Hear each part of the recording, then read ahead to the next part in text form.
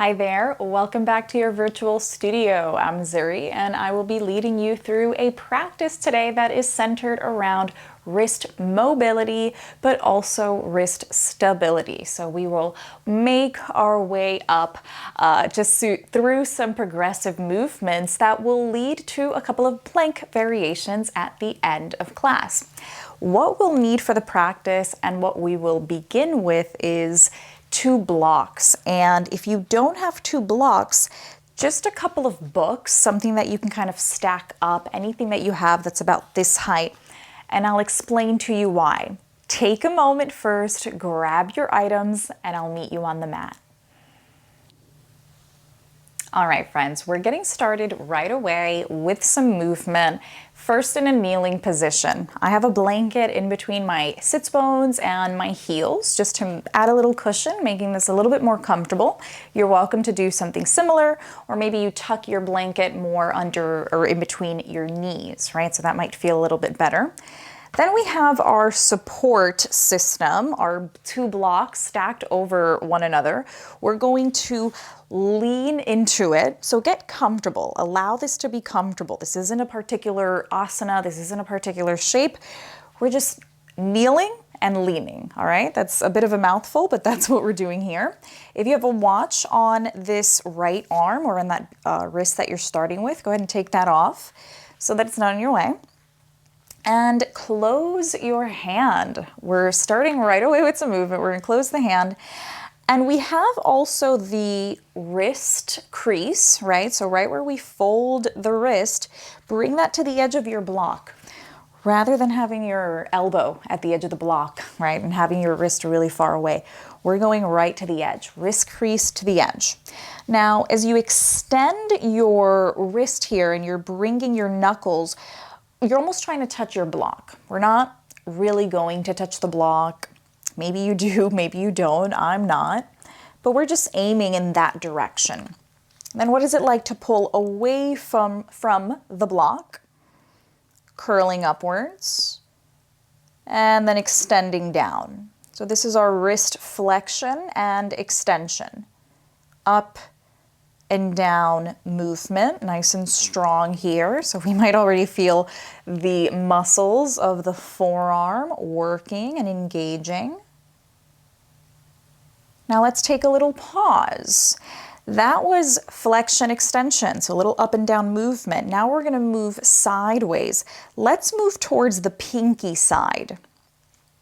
And now let's move towards the thumb side. And it's not a big movement, right? We're not moving the arm bone. So remember, it's just the wrist. That's why we have our forearm locked on to our block so that we can move just left and right. And it's a very tiny movement, but it's good control. Observe what might feel challenging about that or what doesn't feel challenging. Now, from that side to side movement and the up and down movement, let's tie it all together. So we're going to start by bringing the knuckles down to the block, then moving out to the side and coming up, then moving back down to the side and eventually to where we began, drawing a couple of circles, using your block to make sure that it's not your forearm bone rotating, but rather your wrist joint mobilizing through its range, through its full range of motion, right? So now we're taking the whole range, and it's your range, it's not mine. So maybe your movement looks a little different, that's fine. Just try to isolate it to the wrist. Hi, Wash. That's my puppy Washburn. He's walking around. He's going back to take a nap. Good, so you might start to feel a little bit of warmth, a little bit of heat.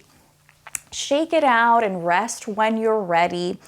You might examine that again if you need to, if that felt really interesting, right? So take your time with it. And all we're going to do is switch things over and get ready for the other side. We'll wait for Washburn to get comfortable. His name is Washburn. His name is wash machine. His name is tons of things, all right? I'm putting my watch back on and moving my little hairband to the other arm. And then same thing here. We're just paying attention to our wrist mobility. Start with your wrist closed or with a fist, with your extension and flexion. Flexion is when we bring the knuckles upwards. Extension is when we are opening the bottom of the forearm. Knuckles towards the block, knuckles away from the block.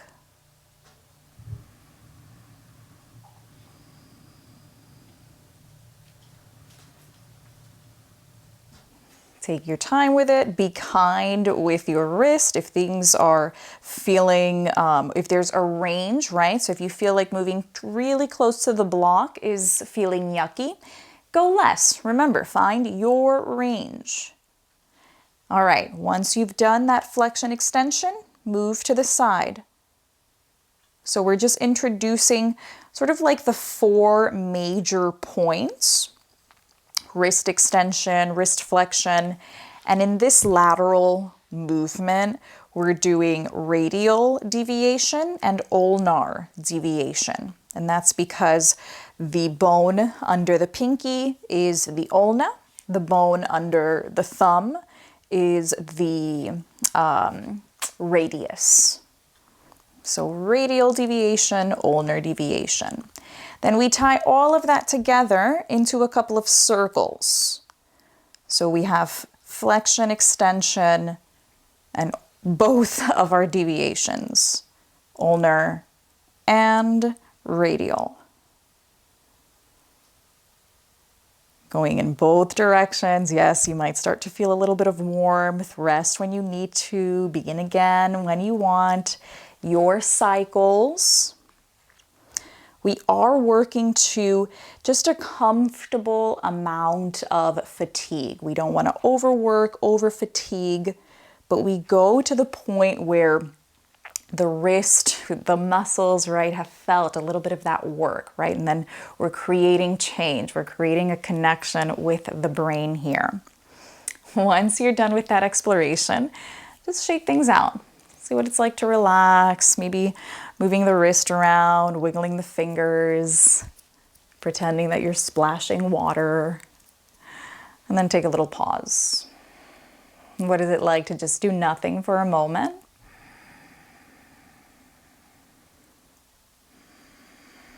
Notice the warmth or tingles or vibrations perhaps around your hands or forearms. And that's just very literally your circulation kind of going to those places, feeding those places that we've just so mindfully engaged.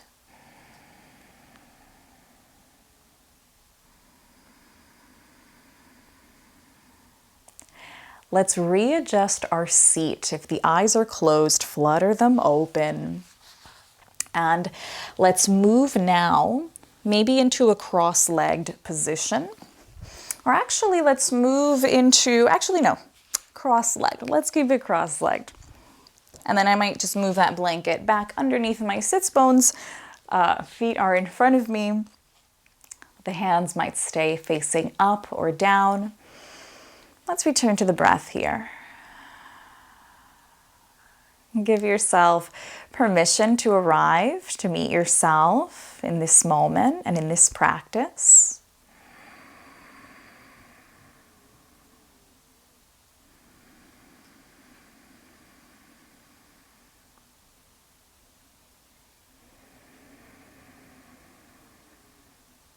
On the next breath, tuck the chin towards the chest. Let's start with some neck articulations. Moving towards the right shoulder or the left, it doesn't matter. And then moving the chin upwards, trying to keep the movement just for the neck and the jaw, keeping the shoulder girdle and the spine relatively still. Just nice and slow. 2 or 3 in each direction, switching when you're ready.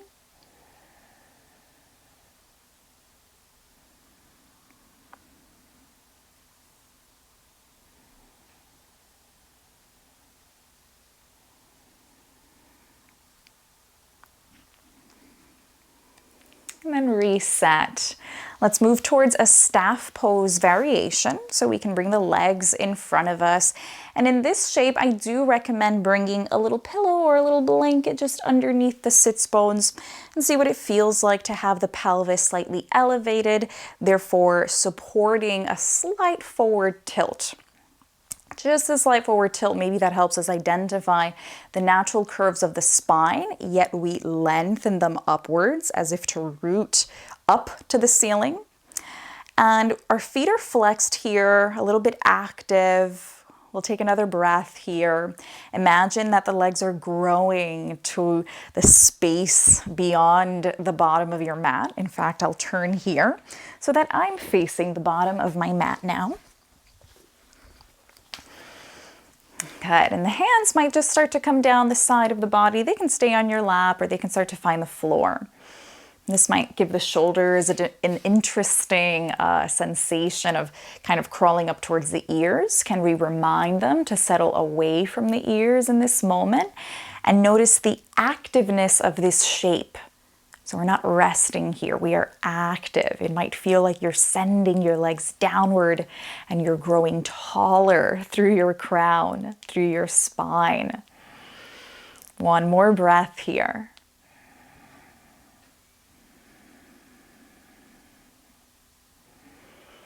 Slowly soften that shape and just bring the feet a little bit wider, maybe not even mat width distance, but almost mat width distance. We're only bringing them wide enough that we can keep a similar shape to Dandasana or to the staff pose that we were just in, but now we have a little bit of room to move the ankles. Can we isolate this movement to the ankle and see that your thigh bone and your kneecaps aren't really moving around, right? So even if that movement is nice and small, so it's the same thing that we did with the wrist.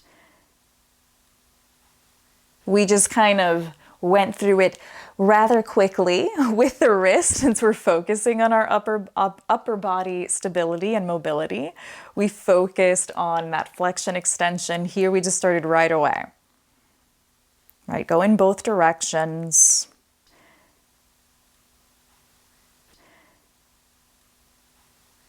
And once we're done with that, let it go, right? You might even then bring the feet together or bottoms of the feet together in a Baddha Konasana variation.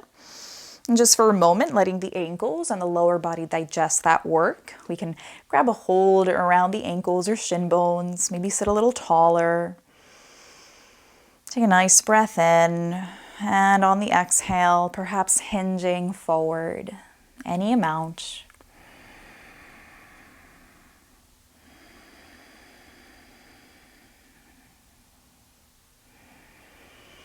One last breath here. Let's keep some length in the spine. The intention here isn't to fold towards the floor, just finding a little hinge at the pelvis.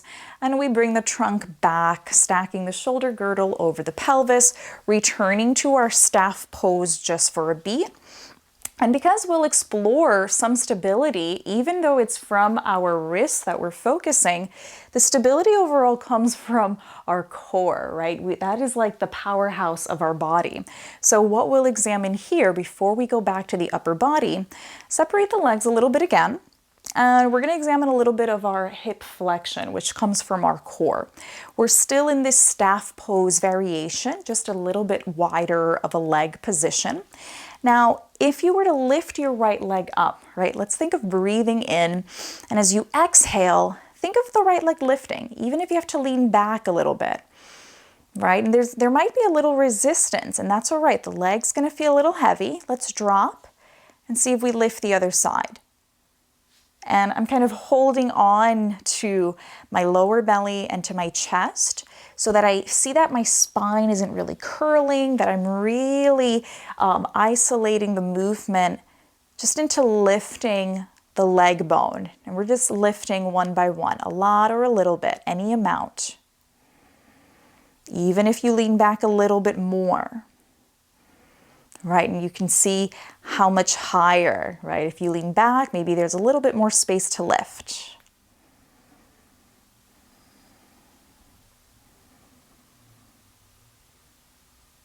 Good. Now let's start to bend both knees. Place the feet on the ground. If you have something underneath your sits bones, we might start to bring that out of the way because we're going to move soon into a back lying position. But first, feet are on the mat, knees are bent, spine is nice and long. We're going to lean back a little bit. Keep the feet on the floor, bring the arms in front of you. So a little bit of a boat pose variation. You can keep the feet on the floor, lengthen the spine, and already feel the effort of your spinal stability, of this core engagement that allows your spine to be here. Or you can continue by lifting one foot, maybe both feet. At any time, both feet can come to the ground, or you can meet me in a back lying position. Maybe one last breath. And then slowly here, if you haven't already, let's make our way onto our back. You can articulate the spine or find your way any way you'd like. Good. Now let's find those blocks again. We're in a back lying position. Our knees are going to stay bent and our blocks are going to be on each hand. And maybe it's a book, right? Just make sure that it's a book that you can have a good grip on, that's not going to fall and hurt you or anything like that. All right. So from here, we have our blocks. And this is what we're doing. We're pushing the blocks upwards towards the ceiling as if we were in tabletop position.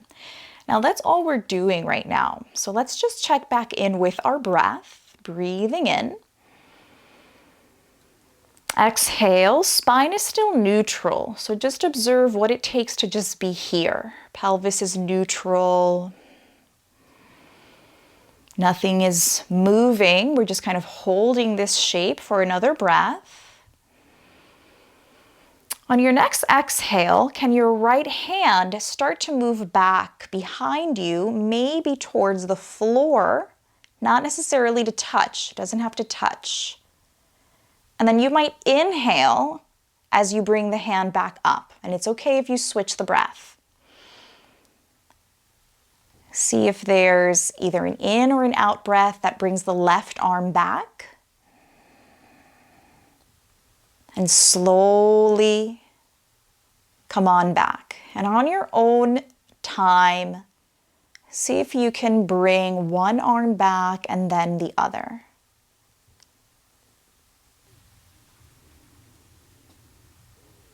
Our spine is neutral, so we don't have to worry right now about maintaining the pelvis in any particular position or any specific position other than just neutral, wherever it is now. But we are still just trying to make sure that we're not just kind of letting the spine move around or the legs or hips move around as we do this action, right? So there is a level of stability that we are already providing, and that might just come from making sure the feet are planted on the mat. And the other thing we're observing is what's happening at the wrist. As you move your block or your book, your wrist joint is changing position.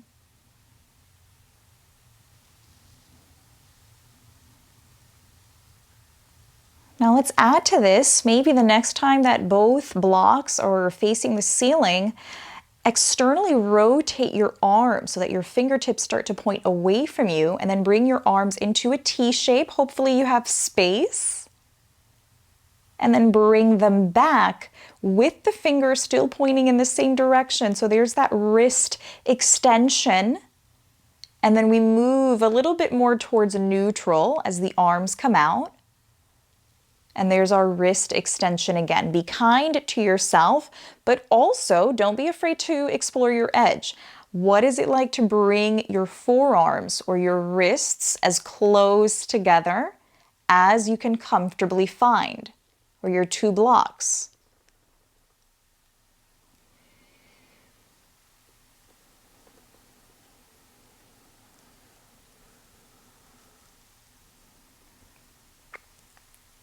Good. Stay with me or pause when you need to. We're going to return the fingers to face the direction of your overhead space. And you might continue to keep the feet on the ground, or I'll invite you to pick one foot up and then the other. As your knees come up, try to keep them just over the pelvis rather than towards the elbows, and see if your pelvis can still remain relatively neutral, right? Ultimately, you're going to find what's best for you in terms of the stability in your lower back. Bring your feet down when you need to. And then we continue to add that arm movement, maybe one arm and then the other, breath by breath, or you might notice that there's already some core engagement happening, allowing this to be a bit more of a core stability movement.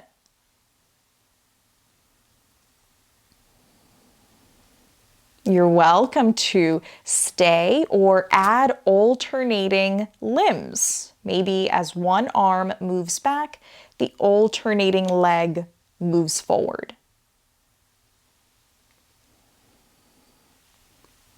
Remember to pause when you need to. I'm going to keep adding layers. You can do what you need to. Pause when you want.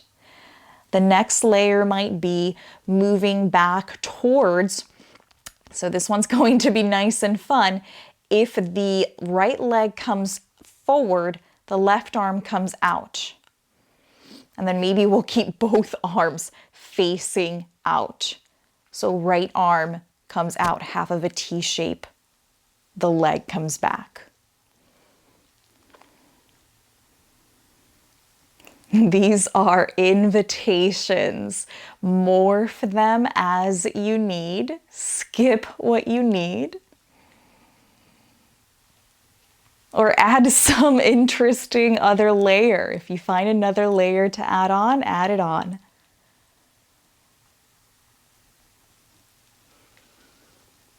Maybe one more. Take your last cycle.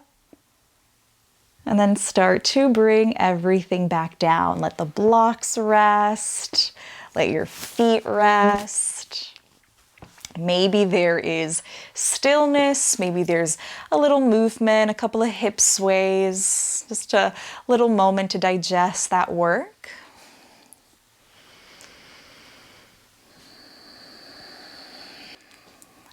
I'll meet you in tabletop position. And feel free to add a blanket or a layer underneath your knees for that tabletop position. And you can add any organic movement as well. So maybe a couple of hip circles, a little leg release, just because we're changing perspective all together here. But then at some point, we're gonna get into the hands again. We're gonna get into the wrist. So let's make a couple of handprints when you're ready. Just seeing that you're introducing the wrist joint with this new perspective. Now your upper body is putting a little bit of load over your wrist. Good, let's find a little stillness now. And keeping ourselves in this sort of neutral tabletop position. Again, our neutral curves, the neutral curves of the spine are totally present, but we're not going to do anything else except maybe tap our index fingers. And your index fingers may or may not lift, but can we try to give them a couple of taps? And if they don't lift, bring your knees a little closer. You can also take this variation, a kneeling position, and find a little bit of tapping there. Once your index finger has tapped, or we've brought the intention of tapping in either kneeling or tabletop, move into your middle finger. A couple of times. Push the ground away. If you're in tabletop, elevate the sternum away from the ground so you're still pushing the ground away. Try to then find a tap with your ring finger. That's probably the one that's really not moving for me. but we're trying, even if it moves a little bit, even if it nudges or twitches. And then can your pinky find some movement? Remember to kneel if you're getting a little exhausted like I am. And can your thumbs find some movement? Little taps. And then see if you can just run one more time, each finger, little tap. Maybe 2 more times, full round. And then you can give them all little taps, little piano taps. Good. One last little wrist stretch in your tabletop position. So making those handprints again, including the back of your hand mindfully, if that feels okay. And now we did our finger taps. Let's come to what I call an almost child's pose. So heels together, big toes together, and our arms are in front of us here. We're then going to lift the hands off the floor. Elbows are extended here. Tap now the floor, or it feels like you're slapping the floor. And if your elbows bend a lot, try to resist the elbows bending and try to just tap. Or slap, or slam, slam, slam. Now, this is already a great place to stay and find a little bit of warmth, but we can also challenge ourselves by bringing the pelvis up away from the feet, therefore bringing your shoulder girdle over the wrist, and now that tapping slows down. But again, the effort is there, even if we just twitch. But then we can move in and out of it. The tapping has woken up the babies. Good. See if you do it one more time, building a little warmth, little heat for the wrist and forearms.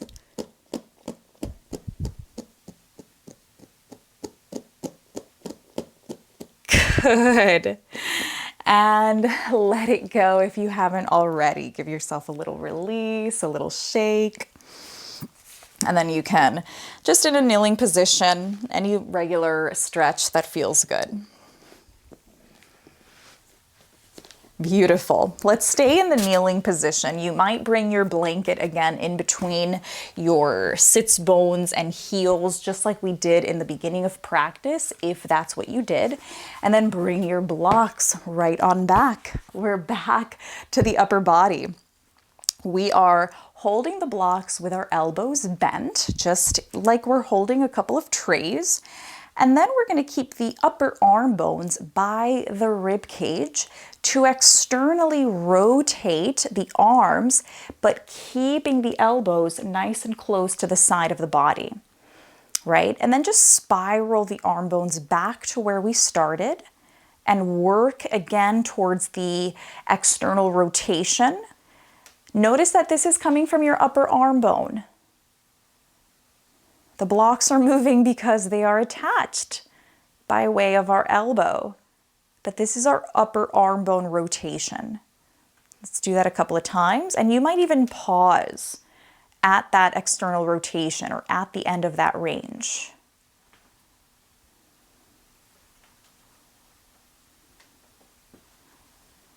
The next time that you find yourself in external rotation, bring your arms out like a T shape, extend the elbows. Then maybe bring the blocks over the head. So wrist extension again. We're really trusting our wrist mobility here to help keep our blocks over the head. Bring them back down to a T shape. Bring them back up. Back down. Back up. Good. Back down. This time can we circle forward and then up and out, creating a circular motion now with blocks and arms. But can we keep the blocks from falling? And then switch the direction. Try to keep the blocks steady. Ooh, it gets interesting when you try to bring forward. So maybe we bend the elbows. And then trust, the wrist extension, trust your elbow flexion. So when we bring the arms in front, we have to bend.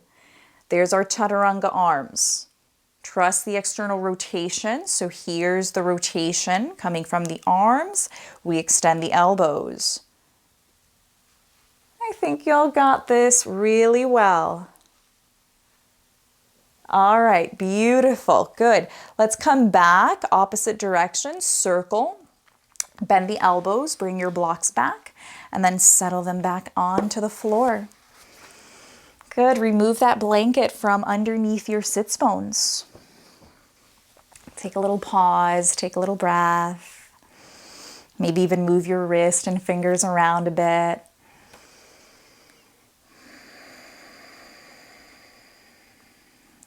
Let's move back towards tabletop position. And now here, before we work our way towards some plank variations, we can still examine our wrist stability just from our tabletop position, but we're gonna work on the forearms one more time by first maybe flipping the hands to face back up. So that's that first position. Hands are underneath us, but this time fingers are pointing in. So I'm going to do it facing this way for a moment. Fingers facing in, palms facing up. All right. So once we're here, we'll take a nice breath and prepare to bend the elbows to lower the chest with control towards the mat. Not all the way, not to touch, but just enough where we can press right back up. We lower the chest. I'm going to move my knees back. And it's a little bit of a chest press, but in the position that we have our arms in, we are engaging the forearm muscles or challenging them a little bit more. So now we're working into some wrist strengthening and forearm engagement.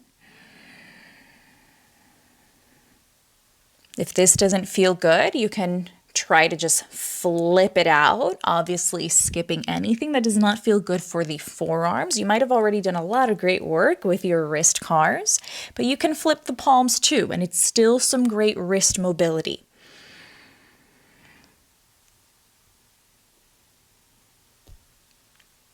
All right, my friends, once you've done a little bit of that work, we're going to return to a kneeling position. Option to tuck the toes for a toe stretch here. Take a little breath.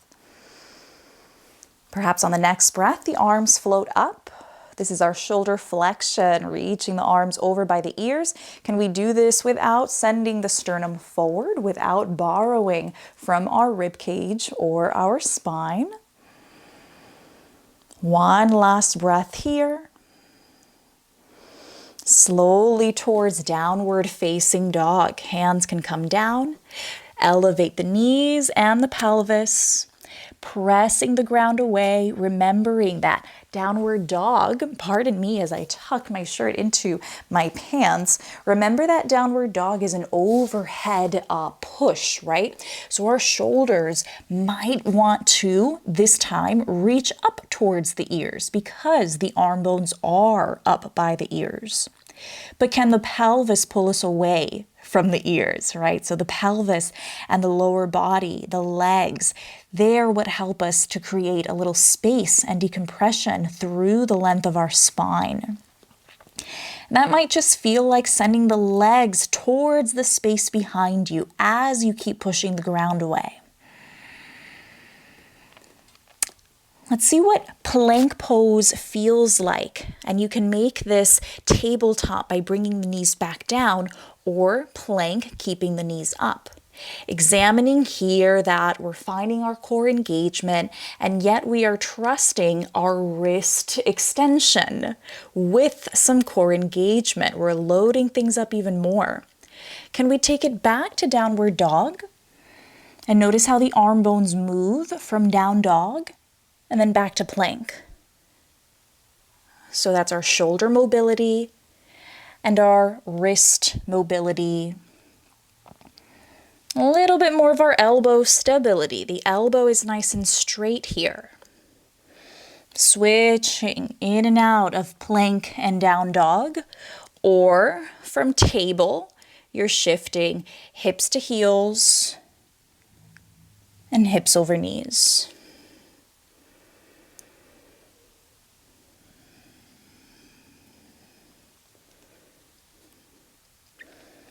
If you'd like to examine maybe a little bit of a side plank variation, what is it like to maintain that core stability, but flip or rather rotate the trunk, stacking and loading just one hand?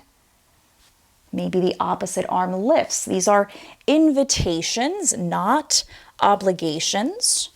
Notice the effort of the grounding arm if you are going for some side planks. And remember that this effort can also happen from tabletop. So you're welcome to explore your side plank variations as I've demonstrated a moment ago, or move into a tabletop where you can internally rotate one leg, keeping the knee on the floor, and we're still loading the one arm, right? You can decide how much load. Does the feet stay back? Do we lift the leg off the floor? Right? So examine. I'll give you another minute or so to take your exploration. What side plank or plank variations are you examining today?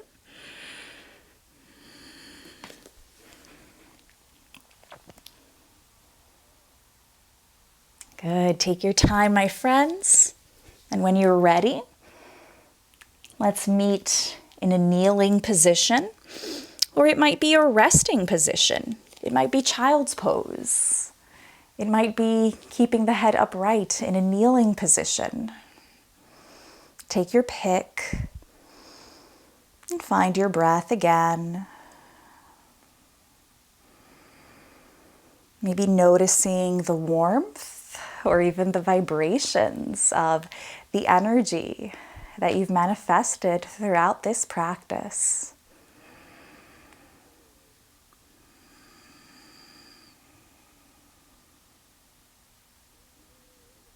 When you're ready, let's make our way into a back lying position.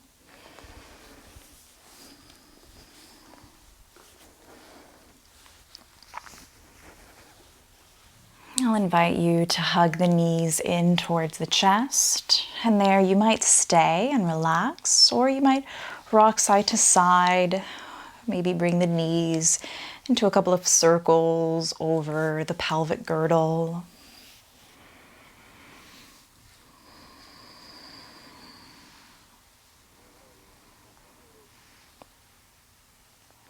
Let's gently place the feet back on the floor.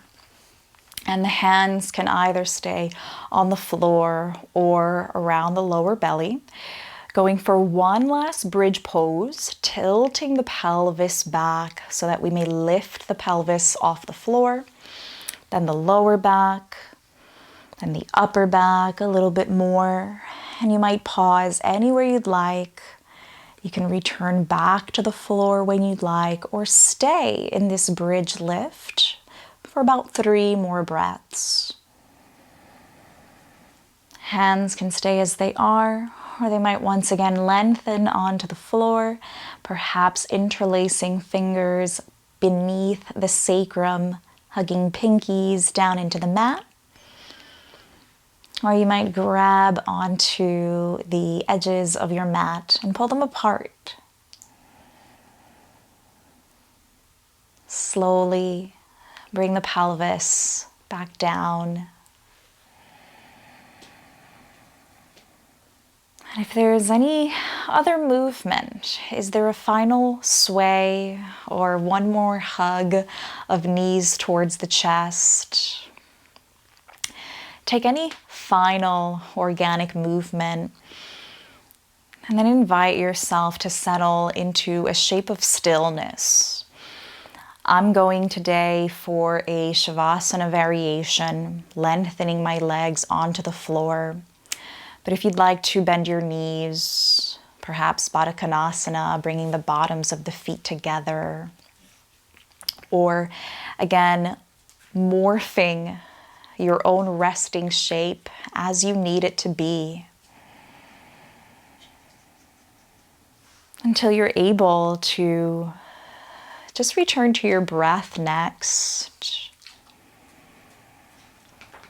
surrendering to gravity.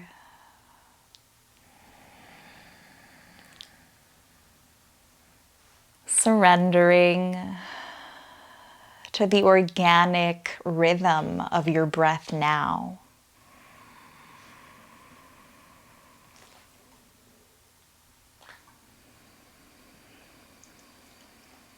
Acknowledging that in this moment you don't have to control your breath. Your body knows how to breathe.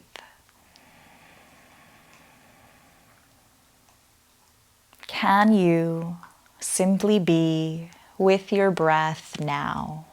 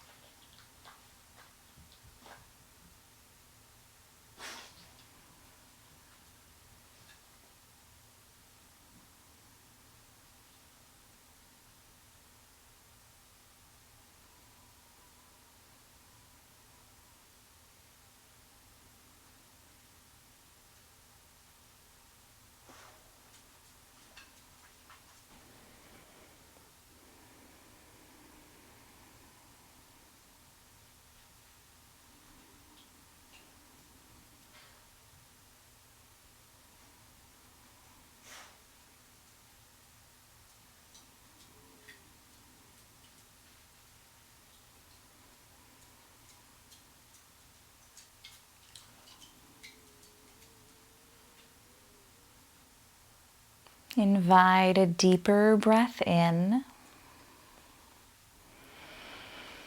Observe the revitalizing energy that might come with that new, fresh breath. And continue to deepen your breath here. Following next, any organic movement. Maybe it's gentle sways or just movement through fingers or toes. Make your way ultimately to a left or a right side lying position. And from there, gently continue to rise, arriving next towards a final upright seat. Take your time as you arrive to that final seat. Your hands might rest comfortably over knees or thighs. The eyes might soften and close again. Bringing the attention back to your breath and to your energy now.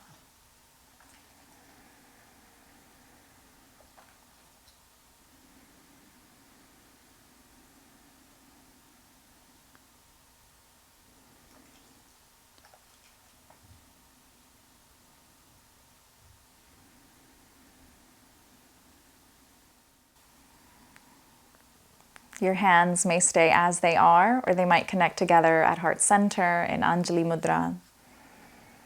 And with 3 breaths, let's seal our practice together. A breath in through the nose,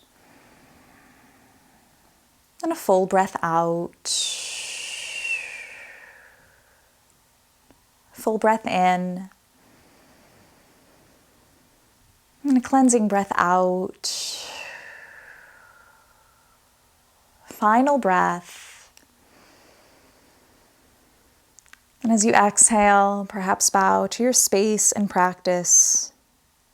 May you recognize the power within your breath and yourself, most of all, as your own best teacher.